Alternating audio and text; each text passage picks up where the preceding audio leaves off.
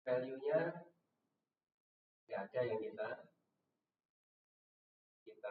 tambahkan. Value kita tambahkan itu kalau ada misalnya laki-laki 1, perempuan 2, pekerjaan 1, itu PNS, pekerjaan 2 petani dan seterusnya. Kalau seperti itu ya ini kan data dependent variable. Jadi value-nya juga kosong. Misinya mau volumenya 8, alignment-nya buat sentral aja Pak, juga mudah untuk dilihat.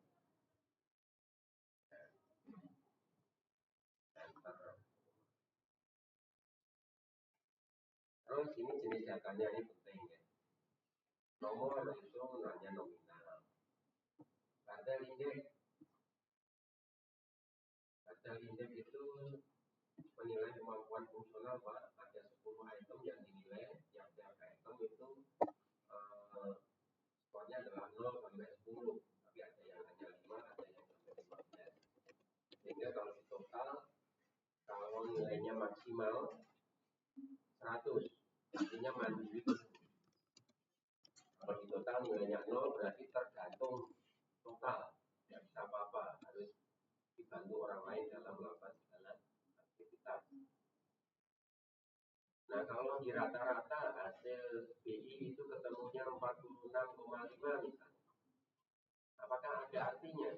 Ada. 46,5 itu masuk dalam ring 40 sampai 60. 40 sampai 60 itu ketergantungan sedang misalnya. Oh, berarti bisa di rata-rata dan rata-ratanya ada artinya. Skill ini. Oke. Hitung dalam waktu ya. Detik. Pokoknya panjang masa waktu langsung skill ya. Langsung rasio, itu data rasio. Rasio itu adalah skill. Berarti BI pos juga skill, BI juga skill. Jadi semuanya. Nah, kita punya data seperti ini.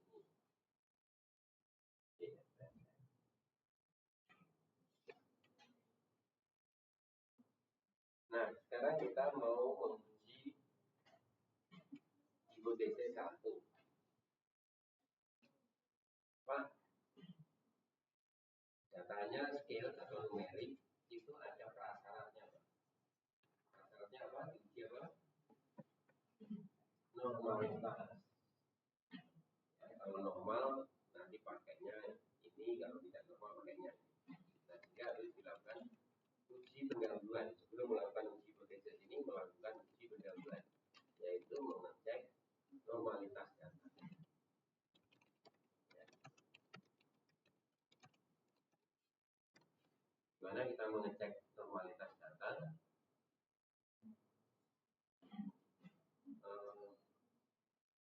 Nah, sebelum sampai ke normalitas data, kita tambahkan variabel di sini, yaitu di sini adalah kelompok 1, ya, 1 sampai 15 ini kelompok 1 ya. Kemudian 1 sampai 15 berikutnya ini kelompok 2.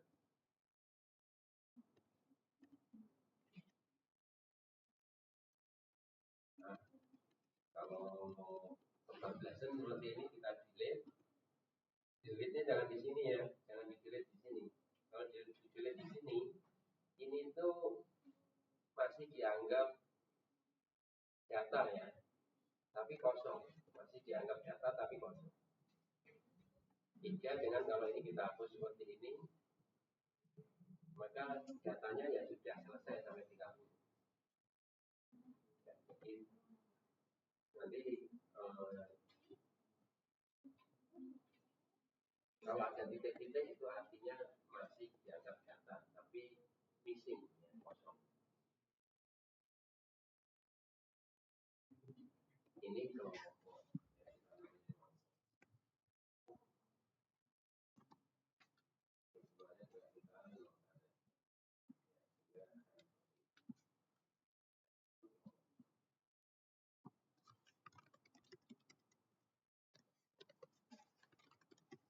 Kalau kita tahu kelompok 1 itu diberi intervensi apa, kelompok 2 diberi intervensi apa, kemudian ditulis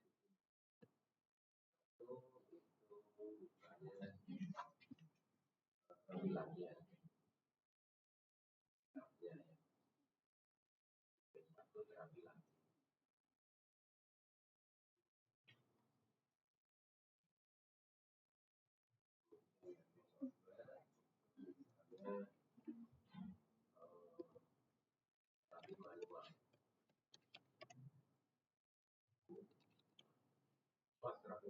Latihan yang manual meningkatkan gigi dan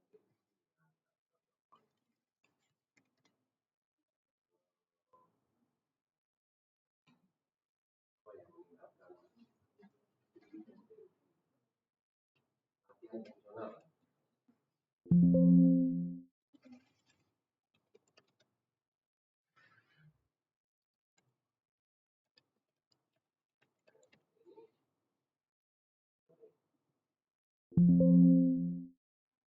Melebarkan kolom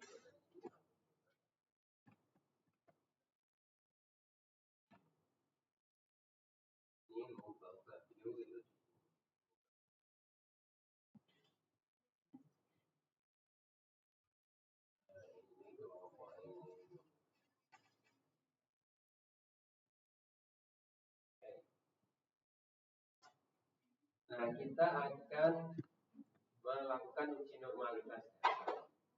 Tapi sebelum kita melakukan uji normalitas data, kita juga melakukan analisis deskriptif. Ya.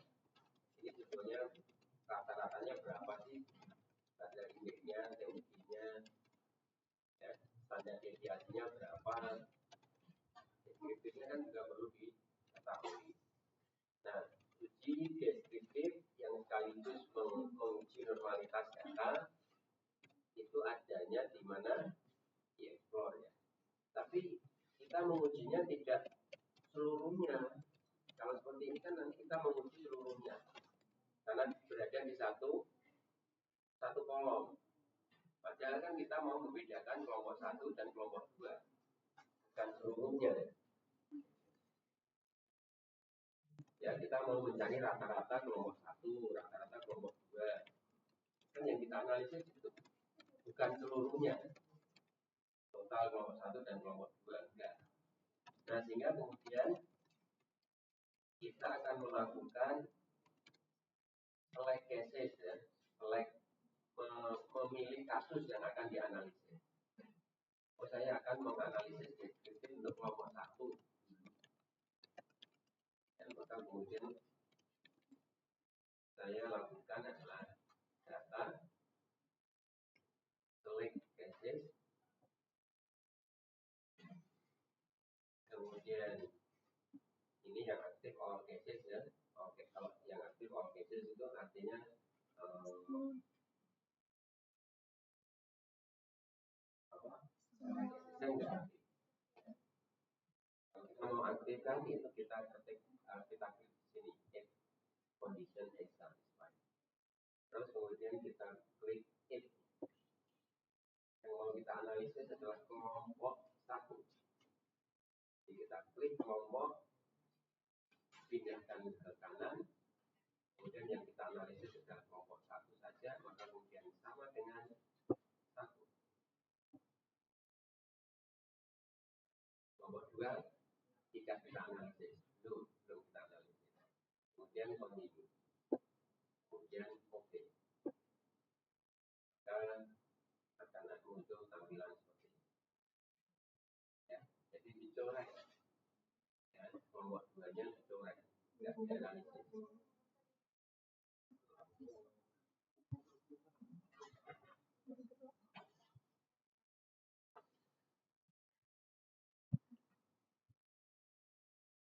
Kalau Anda mau menghilangkan coretan, itu nanti masuk lagi data, select cases, kemudian klik di all cases.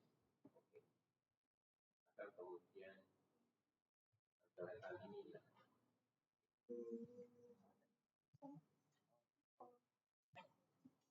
Nah, itu dari kita select cases ini, itu ada variabel baru. Tidak masalah. Ya. Dia juga tidak masalah. Kita ulangi ya, kita select cases untuk kelompok 1 saja. Maka kemudian data, select cases, if condition satisfied, if kita klik, dan seperti ini. Kalau kita mau mengubah ya ini ke dulu, blok seperti ini, kemudian ke kelompok, pindah kanan, sama dengan 1. Continue, oke. Ya, seperti ini. Nah, kalau sudah seperti ini, maka kemudian kita analisis kelompok 1-nya secara deskriptif. Dan mungkin juga ini menjawab hipotesis 1 dan 2.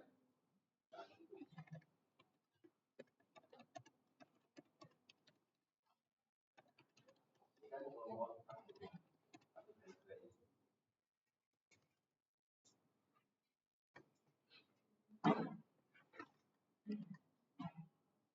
Maka kemudian kita lakukan uji deskriptif dulu ya, analyze deskriptif. Yang ada uji normalitas data itu adalah di Explore.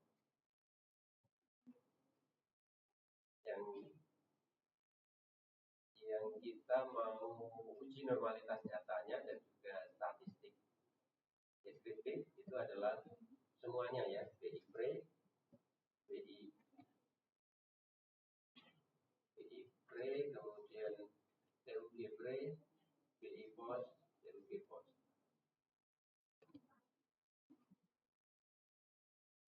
Bisa di blok seperti ini, kemudian dipindah, bisa juga satu persatu.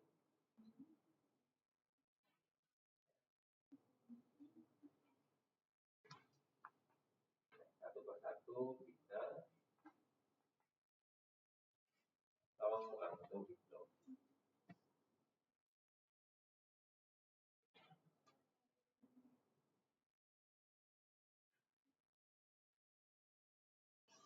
Kemudian statistiknya, deskriptif ini kita centang. Sehingga deskriptifnya nanti ada semua ya, min, median, modus mungkin, terus kemudian standar deviasi. Nah kalau datanya numerik, paling penting itu deskriptifnya adalah min dan standar deviasi. Continue. Dan plotnya normalitas data kita centang. Time and width-nya nggak usah. Kemudian yang ditampilkan good, ya, good. Baik statistik deskriptifnya maupun normalitas data. Maka kemudian kita oke. Ya. Ini ketemu kelompok 1 itu N-nya 15. Ya, BI pre, TUG pre, BI post, TUG post itu semuanya 100%, tidak ada yang missing. Ya, tidak ada yang missing. Terus kemudian ini data deskriptifnya. BI pre itu minnya sekian, standar deviasinya sekian. TUG pre minnya sekian, standar deviasinya sekian. Ada nilai minimum, ada nilai maksimum. Ada range. Tapi yang terpenting kalau data numerik itu adalah min dan standar deviasi. Terus kemudian uji normalitas data.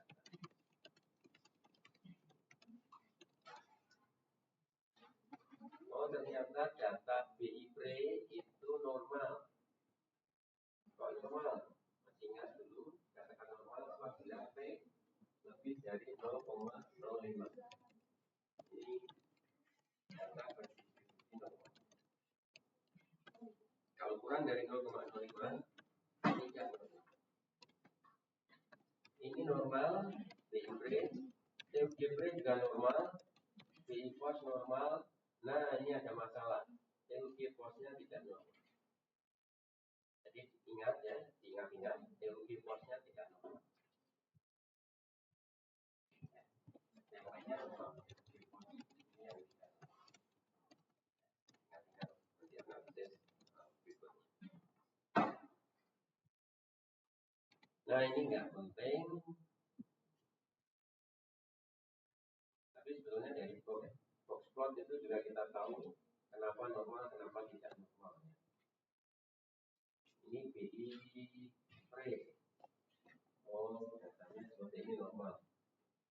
Karena hampir simetris antara ini tengah, ini median ya, median ke atas dan median ke bawah.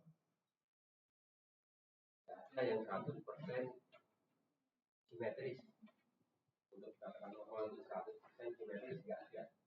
Mendekati simetris. Nah ini BI pre, oh kalau normal. Kemudian ini TUG pre.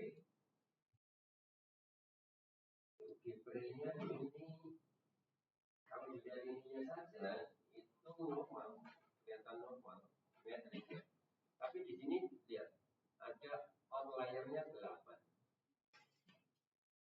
Ini mungkin nggak normal. Tapi normal itu Pak tadi. Ya, tapi normal. Kenormalannya kan mendekati nggak normal, mendekati 0,0. Karena ini ada outlier. Outliernya itu nilai ekstrim. Nilai ekstrim yang negatif.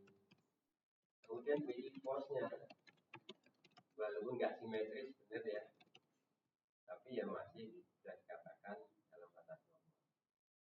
Nah ini yang bermasalah, TUG force-nya itu ada ekstrim outlier yang jauh sekali di sini itu ada 3. Maka kemudian ya mendekati apa, bukan mendekati, memang tidak normal tadi kan. Biasanya ini nggak penting ya, sehingga mungkin bisa Anda hapus. Ya.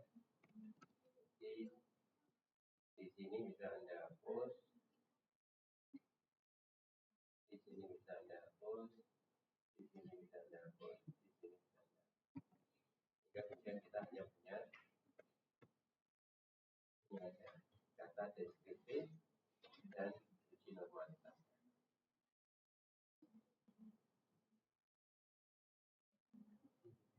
Nah, setelah kita melakukan uji normalitas data, baru kita boleh menguji hipotese.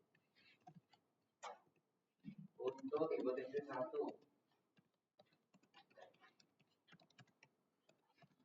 ini BI break dan BI force pada kelompok 1.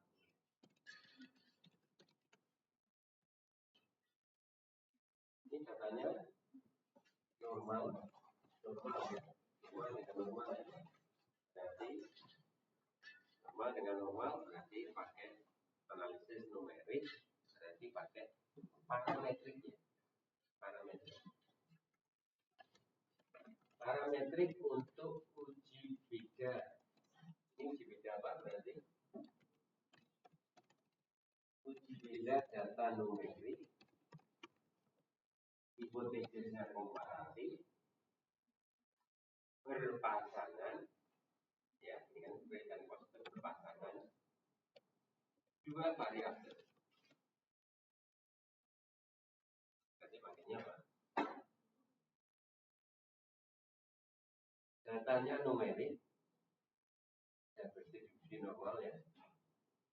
Penelitiannya komparatif, berpasangan karena break dan cost. 2 kelompok saja.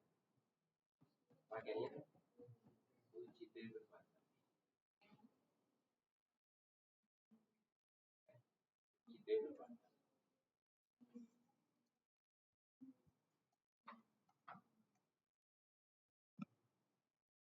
Terus untuk hipotesis 2-nya sekalian.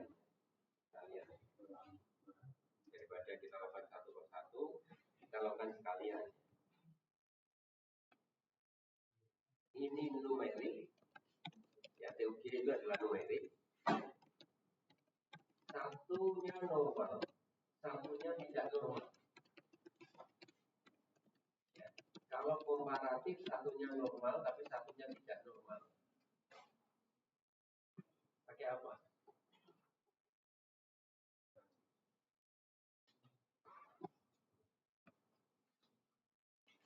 Kalau numerik dengan numerik, ya di sini numerik ya, pakai parametrik. Tapi kalau di sini numerik normal, di sini numerik tidak normal. Numerik tidak normal dianggap kategori tetap numerik, berarti pakainya tetap parametrik. Dan walaupun yang satu tidak normal. Maka kemudian dua-duanya berarti untuk uji hipotesis 1 dan 2 itu pakainya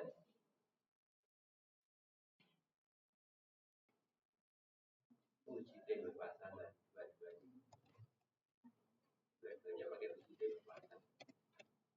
Nah, kita lakukan.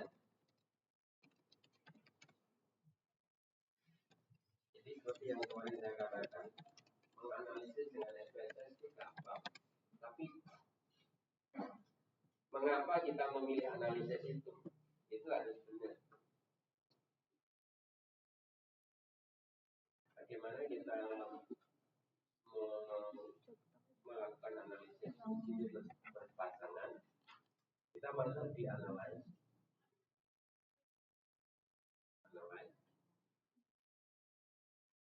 compare mean. Karena uji T berpasangan itu yang dibandingkan adalah min-nya, ya, rata-ratanya, min-nya. Uji T berpasangan itu adalah per sampel detek. Sehingga kita klik per sampel detek atau uji T berpasangan. Yang kita uji adalah BI pre dengan BI post, TUG pre dengan TUG post. Kemudian ada yang kita ubah lainnya. Oke. Maka kemudian hasilnya seperti ini.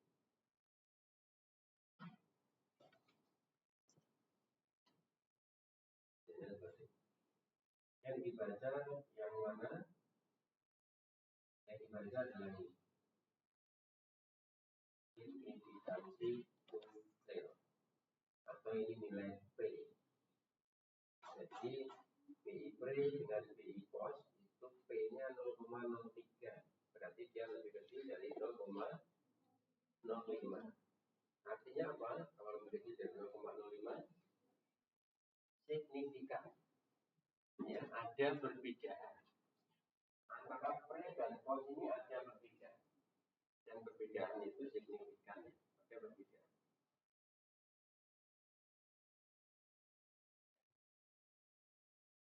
Ini ketemunya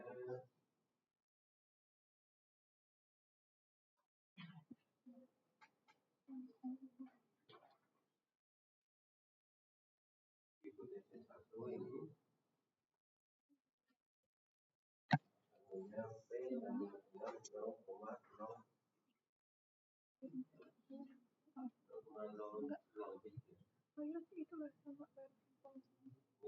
P lebih dari 0,05. Berarti ini signifikan.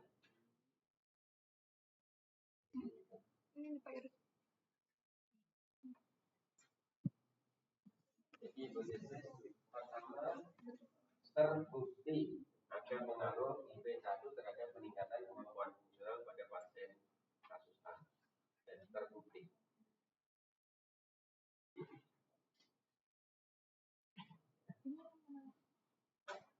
Kalau terbukti atau signifikan atau lebih dari 0,05 itu yang diterima adalah AA.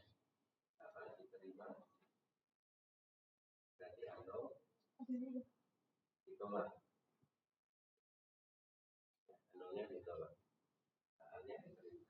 Ada perbedaan. Nah, perbedaan itu di sini itu tidak ketahuan apakah sebetulnya ini membaik atau justru malah memburuk. Yang jelas ini BI pre dan BI post itu berbeda. Nah, kita tahu membaik atau memburuk dilihat min-nya. Min-nya pre itu 73, post-nya 78. Dan kita tahu ya indeks Bartel itu semakin besar, semakin mendekati 100, berarti semakin baik. Berarti pasien ini pada kasus A ini saat diterapi dengan IP1 itu indeks Bartelnya meningkat dari 73 jadi 78, dan peningkatan itu jadi signifikan. Itu yang kemarin kita katakan ya. Dengan deskriptif saja itu sebetulnya kita sudah tahu angkanya, sudah tahu dengan deskriptif. Tapi signifikan enggak? Nah, yang memutuskan signifikan apa enggak itu adalah statistik inferensi dengan mencari nilai P-nya.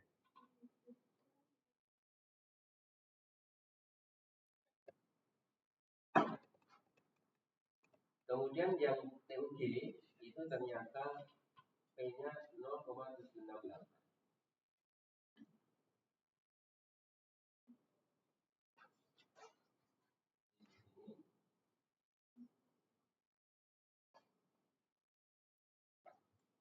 Itu P-nya 0,76.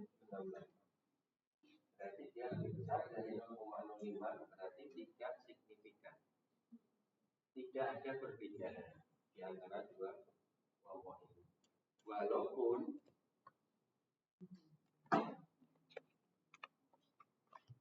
min-nya itu membaik karena awalnya itu 1093,53 detik ya. Kemudian jalannya bisa menjadi lebih cepat menjadi 1062,73 detik, kan membaik. Jadi TUG itu kan jalan 3 meter bolak-balik, waktunya dihitung dalam detik. Kalau waktunya lebih sedikit berarti kan lebih cepat, jalannya lebih cepat, dan kalau lebih cepat berarti lebih baik. Sebetulnya ini juga membaik TUG-nya, tapi setelah dianalisis secara statistik, perbaikan ini ternyata tidak signifikan. Jadi tidak diakui ada perbaikan TUG.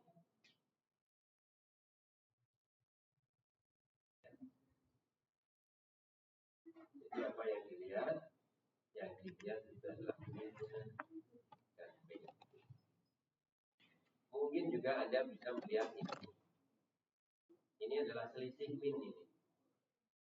Ya, ini selisih min. Jadi 73 menjadi 78 itu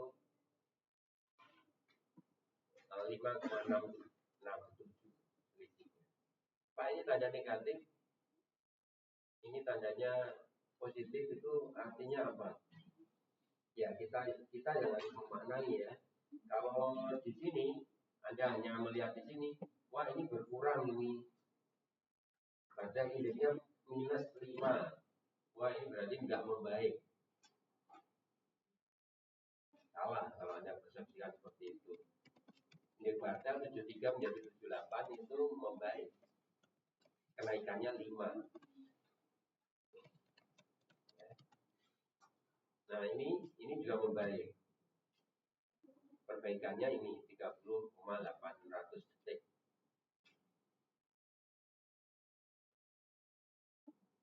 Jadi tanda plus dan minus ini Anda yang harus memaknai. Jangan tergantung di sini. Oh ini menjadi lebih buruk, ini menjadi lebih baik karena ini berkurang. Menjadi lebih buruk kok malah signifikan. Oh ada perbedaan. Ya, apa yang perlu dilihat itu adalah min-nya dan standar deviasi,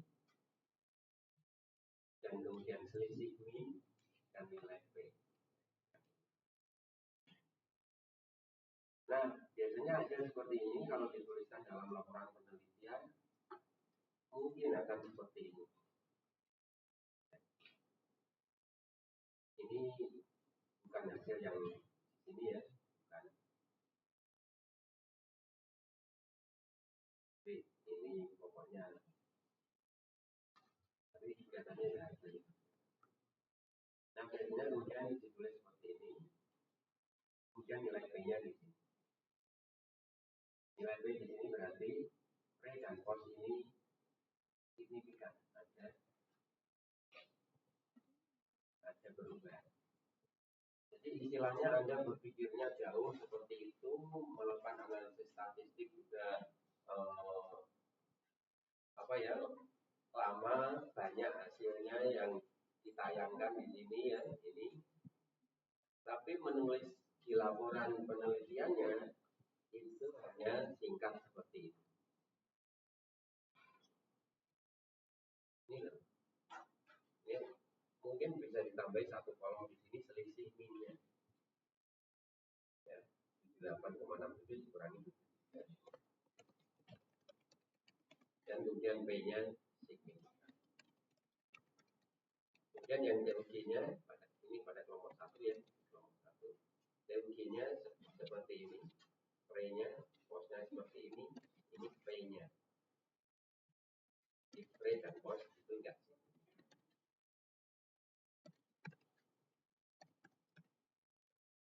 Jadi seperti analisisnya Anda berpikir sampai seperti itu, membuat bagan seperti ini, ya.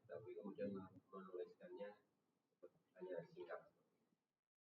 Tapi biasanya kemudian kalau itu skripsi ataupun penelitian yang lain ya, analisis statistik itu harus dilampirkan, ya, harus dilampirkan.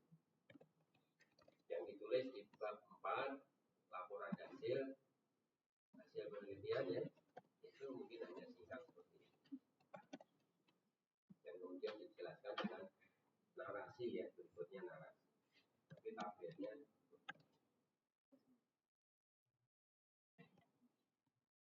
maka hipotesa 1 dan 2 sudah terjawab. Nah, kita mau menganalisis untuk hipotesis 3 dan 4. Maka kemudian kita lakukan langkah yang sama seperti ini. Hipotesis 3 dan 4.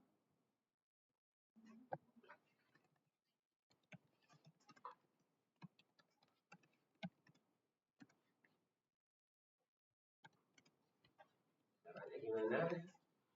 Berarti kita data select dan data kemudian select cases. Akhirnya ini kita ubah jadi kelompok 2.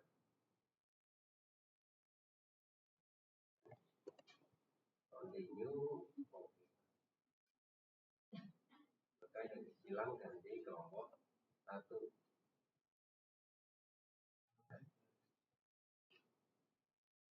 Setelah kelompok 1 disilang, maka kemudian kita lakukan analyze di sini. Pertama descriptive ya, explore.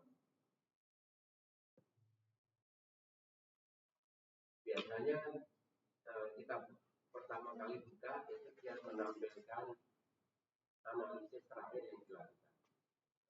Nah, ini masih seperti ini kan. Jadi nggak perlu kita ubah ini. Tapi miliknya kelompok 2 ya sekarang. Kelompoknya juga masih seperti tadi.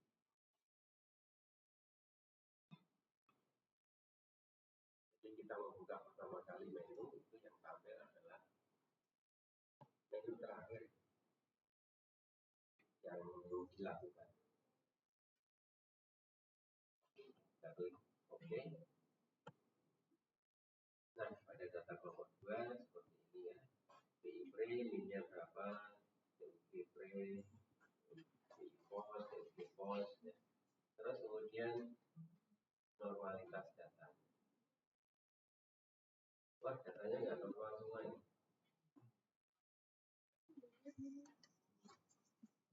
Semuanya lebih dari 0,0.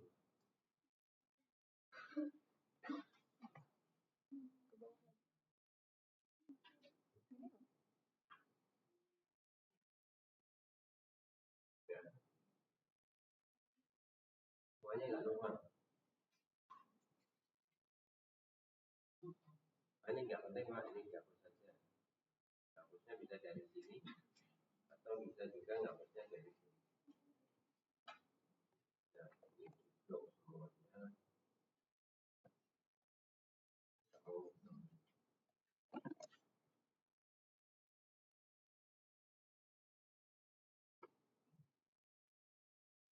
Jadi kalau nggak mau blok, jadi kalau hapus dari sini langsung hapusnya satu kita sorot.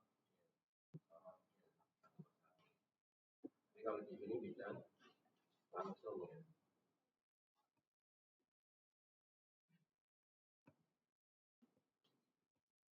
Sorot. Oke.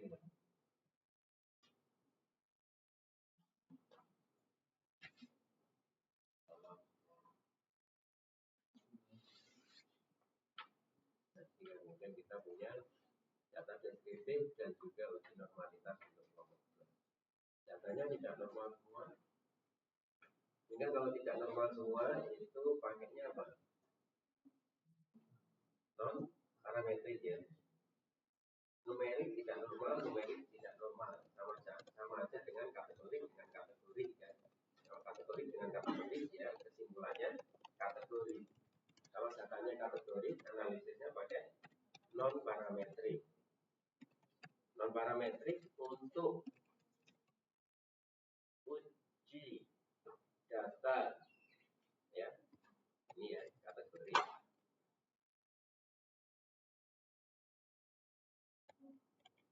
Kategori untuk uji komparatif berpasangan dua kelompok, maka pastinya dalam kategori itu di sini ya, non parametrik ini. Jadi kita melakukan uji pasangan. Karena kita melakukan uji pasangan.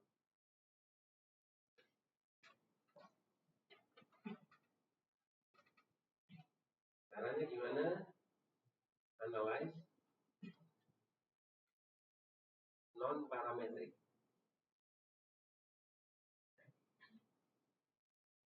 Klik legasi dialog.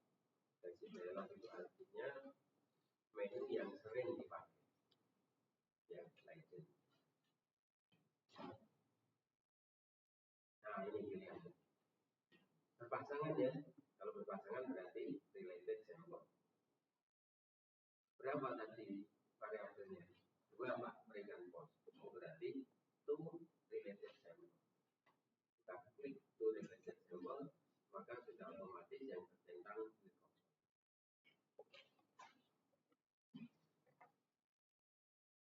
yang mau kita uji apa? BI pre kita bandingkan dengan BI post. BI pre dengan BI post. Sudah seperti ini.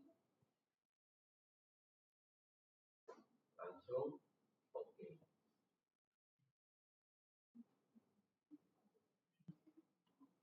Kalau untuk uji non parametrik itu nanti yang ditampilkan hanya P-nya saja. Ya, P-nya saja, tidak ada data min, selisih min, tidak ada. Ya. Karena Wilcoxon itu mempersepsikan data yang diolah adalah kategori. Kalau kategori itu tidak bisa di rata-rata. Ya, kemudian ketemunya seperti ini. Oh, BI pre dengan BI post itu ternyata sama-sama signifikan. Ini signifikan P-nya 0,001.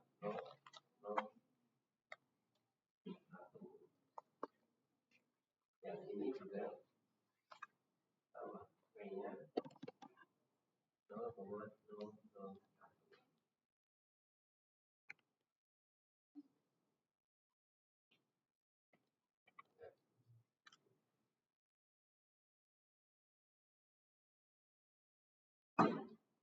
Pak, kalau kita mau mengisi tabelnya yang ini tadi terus kita mencantumkan ratanya enggak Pak? Min dan standar deviasinya. Atau hanya menulis P-nya. Ya ini dicantumkan karena kita tahu datanya numerik. Ya dicantumkan P dan post-nya. Loh, tapi kan di sini enggak ada Pak. Kan ada di data deskriptifnya. Ini ya min dan standar deviasi. Min dan standar deviasi. Beda dengan yang sampel kita tadi ya, di sini ada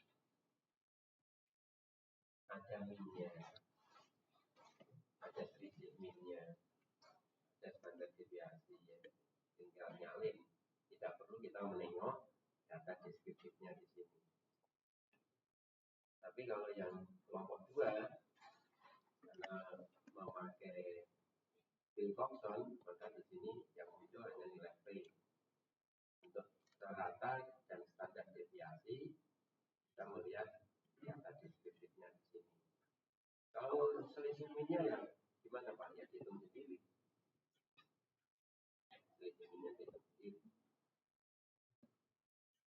Ya, misalnya 74 menjadi 84, ya itu berarti 10,33 selisih minnya.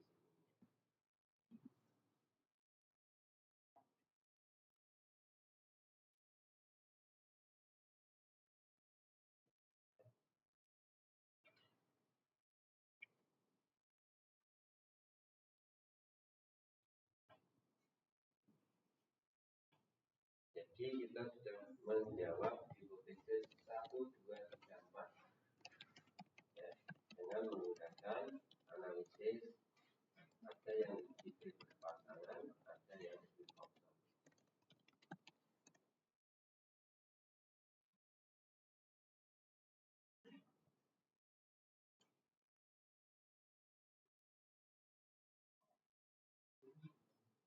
Nah, berikutnya kita akan menguji hipotesis 5 dan 6. Ya, 5 dan 6.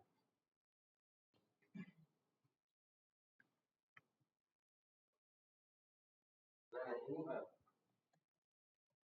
Ini tadi hipotesis 1 itu signifikan dibandingkan dengan hipotesis yang ketiga. Hipotesis ketiga juga signifikan. Nah, ini sama-sama bisa meningkatkan diri ya. Intervensi 1 dan intervensi 2 sama-sama bisa meningkatkan akal. Mana yang lebih baik sebetulnya? Ya, ini mau kita bahas mana yang lebih baik. Dengan hipotesis 6 itu yang di sini tidak bisa meningkatkan TUG, intervensi 1 tidak meningkatkan TUG. Tapi yang ini hipotesis 4 itu intervensi 2 bisa meningkatkan TUG ya. Nah sebetulnya kalau sudah seperti ini mungkin nggak perlu diuji. Ini nggak perlu diuji. Yang keenam hipotesis. Kenapa? Karena sudah jelas ini tidak ada efek, di sini ada efek. Maka ya mesti lebih baik ini. Intervensi 2 lebih baik dari intervensi 1 dalam meningkatkan TUG. Ya, karena di sini tidak signifikan ya. Hipotesis 2 tidak signifikan. Hipotesis 4-nya ini signifikan. Mestinya nggak perlu diuji. Tidak bisa dilihat. Tapi tetap diuji jika lebih baik.